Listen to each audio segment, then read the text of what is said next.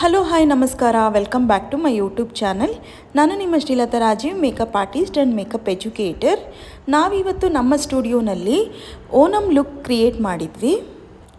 ನೀವೇ ನೋಡ್ಬೋದು ಎಷ್ಟು ಚೆನ್ನಾಗಿ ಬಂದಿದೆ ಅಂತ. ಇವತ್ತು ವಾಟರ್ ಪ್ರೂಫ್ ಮೇಕಪ್ ಬಗ್ಗೆ ನಾನು ತಿಳಿಸ್ಕೊಡ್ತೀನಿ. ನೋಡಿ, ಇಲ್ಲಿ ಗ್ಲಾಸಿಂದ ನೀರು ತಗೊಂಡು ಫೇಸ್ ಮೇಲೆ ಹಾಕಿದ್ರೂ ಸಹ ಮೇಕಪ್ಪು ರಿಮೂವ್ ಆಗಿಲ್ಲ. ನೀವೇ ನೋಡ್ಬೋದು ಇಲ್ಲಿ. ಬನ್ನಿ, ಹಾಗಿದ್ರೆ ಯಾಕೆ ತಡ ಮಾಡೋದು, ಸ್ಟಾರ್ಟ್ ಮಾಡೋಣ ಮೇಕಪ್ನ.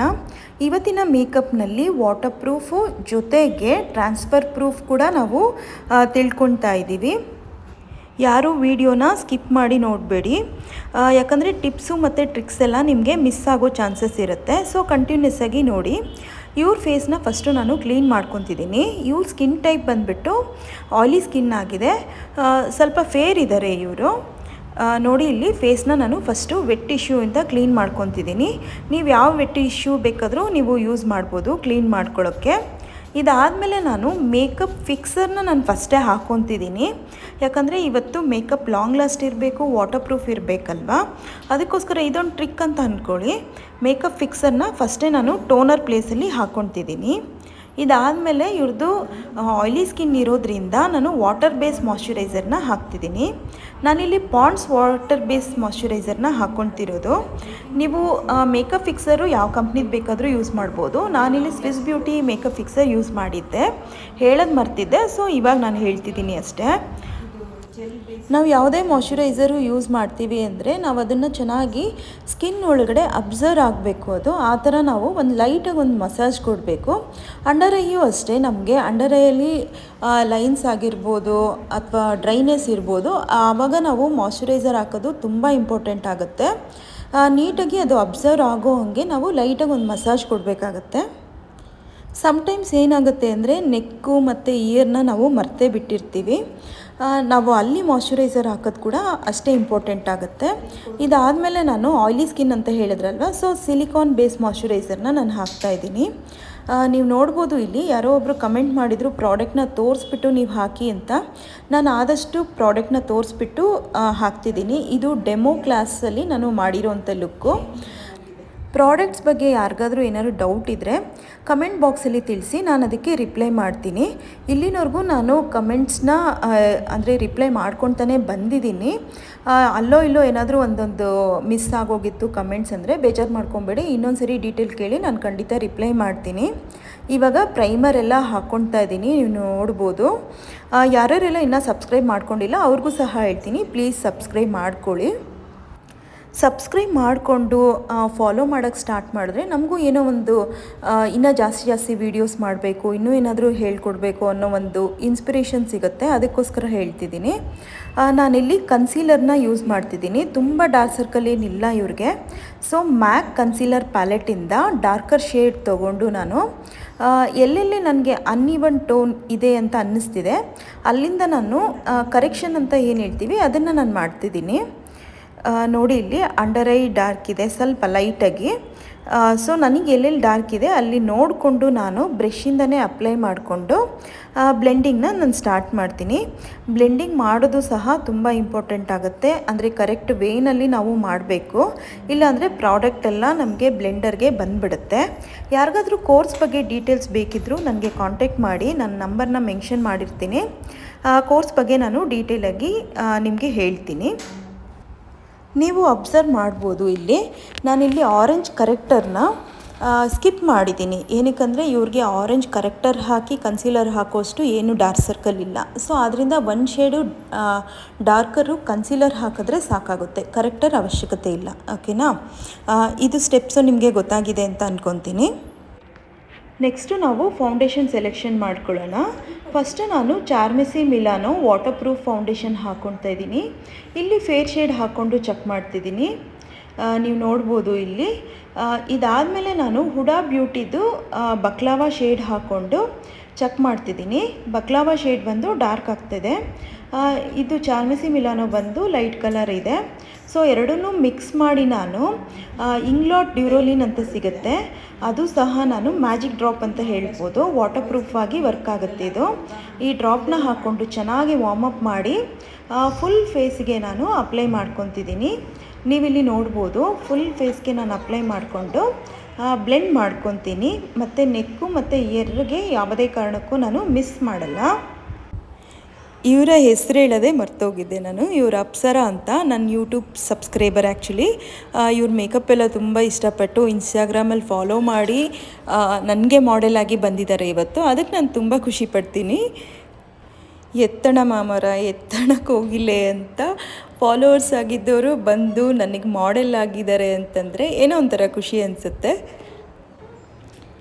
ನೆಕ್ಸ್ಟ್ ನಾನು ಚೆನ್ನಾಗಿ ಬ್ಲೆಂಡ್ ಮಾಡ್ಕೊಂಡಾದಮೇಲೆ ನಾನು 2 ಶೇಡ್ ಲೈಟರು ಕನ್ಸೀಲರ್ ಅಪ್ಲೈ ಮಾಡ್ತಿದ್ದೀನಿ.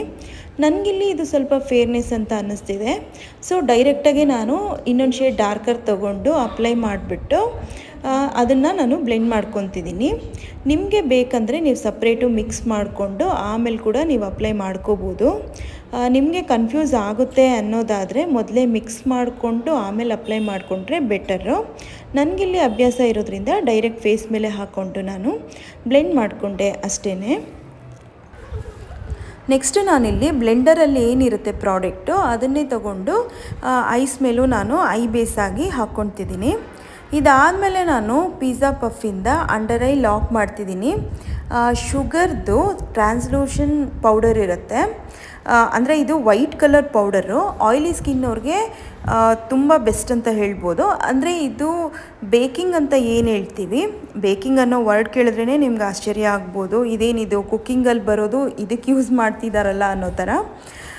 ಅಂದರೆ ಇದು ಬೇಕಿಂಗ್ ಪೌಡರ್ ಅಂತ ಹೇಳ್ತೀವಿ. ಇದು ವೈಟ್ ಕಲರಲ್ಲಿ ಇರುತ್ತೆ.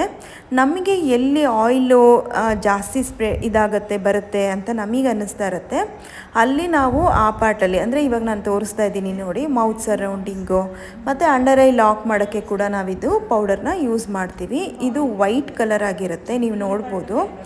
ಇದು ತುಂಬ ಸ್ವೆಟ್ ಆಗ್ತಾರೆ, ತುಂಬ ಆಯಿಲ್ ಪ್ರೊಡ್ಯೂಸ್ ಆಗುತ್ತೆ ಅವ್ರ ಫೇಸಲ್ಲಿ ಅಂದರೆ ಮಾತ್ರ ಈ ಟೆಕ್ನಿಕ್ನ ಯೂಸ್ ಮಾಡಬೇಕು. ಆಯಿಲ್ ಸ್ಕಿನ್ ಅಂದಿದ ತಕ್ಷಣ ಫುಲ್ಲು ಇದನ್ನೇ ಯೂಸ್ ಮಾಡೋದು ಆ ಥರ ಮಾಡಬಾರ್ದು. ಅಂದರೆ ಈ ಸ್ಕಿನ್ನ ಫಸ್ಟು ನಾವು ಅನಲೈಸ್ ಮಾಡ್ಕೊಂಡಿರ್ತೀವಲ್ವ ಬಿಫೋರ್ ಮೇಕಪ್ಪು, ಎಷ್ಟು ಪ್ರಮಾಣದಲ್ಲಿ ಆಯಿಲ್ ಸ್ಪ್ರೆಡ್ ಆಗ್ತಿದೆ ಅಥವಾ ಸ್ವೆಟ್ ಆಗ್ತಾರೆ ಅಂತ ಅದನ್ನ ನೋಡಿಕೊಂಡು ನಾವು ಮಾಡಬೇಕು. ಅಂದರೆ ಸ್ವಲ್ಪ ಪ್ರಾಕ್ಟೀಸು ಅದ್ರ ಬಗ್ಗೆ ಗೊತ್ತಿದ್ದರೆ ಮಾತ್ರ ನೀವು ಟೆಕ್ನಿಕ್ನ ಅಪ್ಲೈ ಮಾಡ್ಕೋಬೋದು, ಆವಾಗಲೇ ನಿಮಗೆ ಚೆನ್ನಾಗಿ ಬರೋದು. ಬೇಕಿಂಗ್ ಅಂದರೆ ಇನ್ನೇನಿಲ್ಲ, ಟ್ರಾನ್ಸ್ಲೂಸೆಂಟ್ ಪೌಡರ್ ಸಿಗುತ್ತೆ, ಅದನ್ನು ನಾವು ಫೇಸ್ ಮೇಲೆ ಅಪ್ಲೈ ಮಾಡಿಬಿಟ್ಟು ಒಂದು 2 ಮಿನಿಟ್ಸ್ ಅಷ್ಟು ಟೈಮ್ ಕೊಟ್ಬಿಟ್ಟು ಮತ್ತೆ ಅದನ್ನು ರಿಮೂವ್ ಮಾಡ್ಕೊಳ್ಳೋದು ಅಷ್ಟೇ, ಇನ್ನೇನು ಇಲ್ಲ ಇದರಲ್ಲಿ.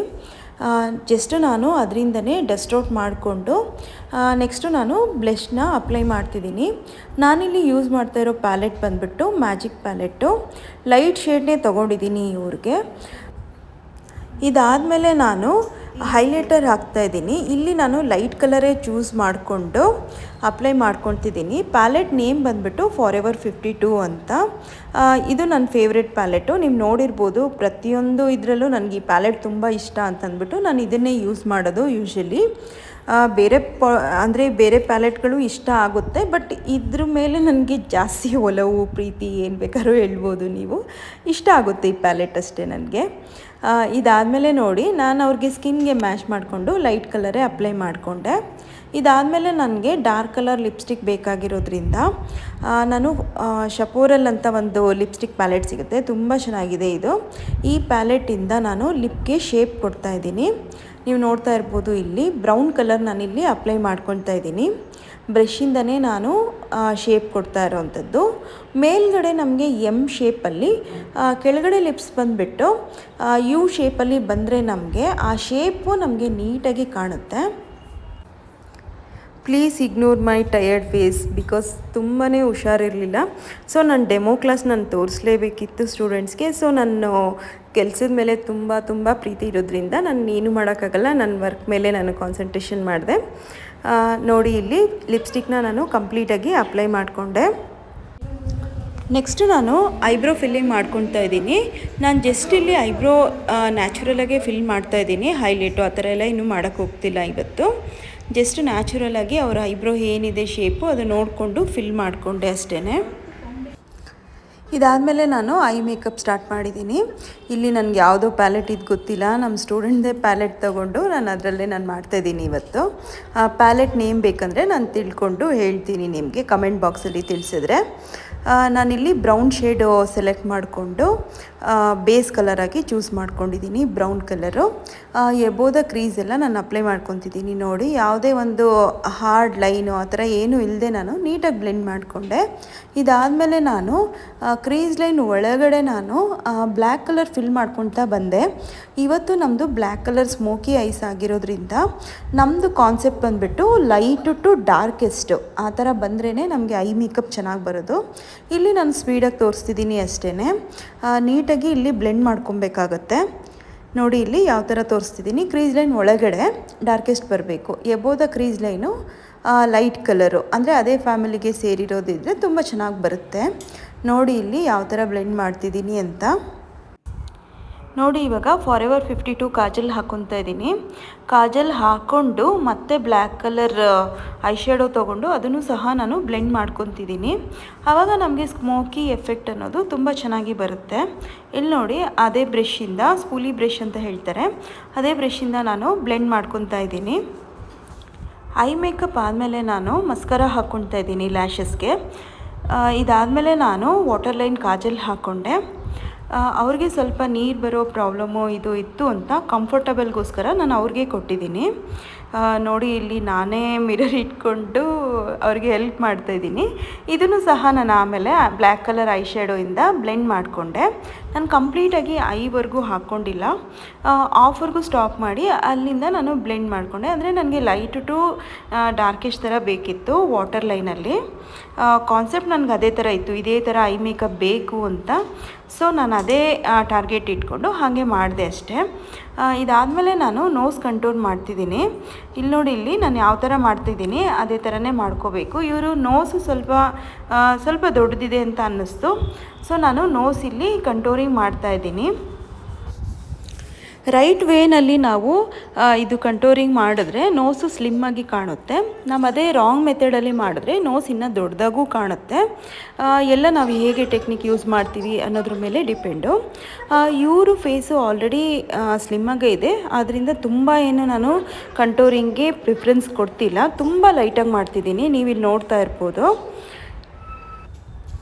ಅವ್ರ ಬ್ಲೌಸಿಗೆ ಮ್ಯಾಚ್ ಆಗುವಂಥ ಸ್ಟಿಕ್ಕರ್ ಇಟ್ಬಿಟ್ಟು ಸ್ವಿಸ್ ಬ್ಯೂಟಿ ಅವ್ರದ್ದು ಮೇಕಪ್ ಫಿಕ್ಸರಿಂದ ಮೇಕಪ್ನ ಫಿಕ್ಸ್ ಮಾಡಿಕೊಂಡೆ. ಇದಾದಮೇಲೆ ನಾನು ಮ್ಯಾಕ್ ಕಾಂಪ್ಯಾಕ್ಟಿಂದ ಜಸ್ಟ್ ಟಚಪ್ ಕೊಡ್ತಾಯಿದ್ದೀನಿ ಅಷ್ಟೇ.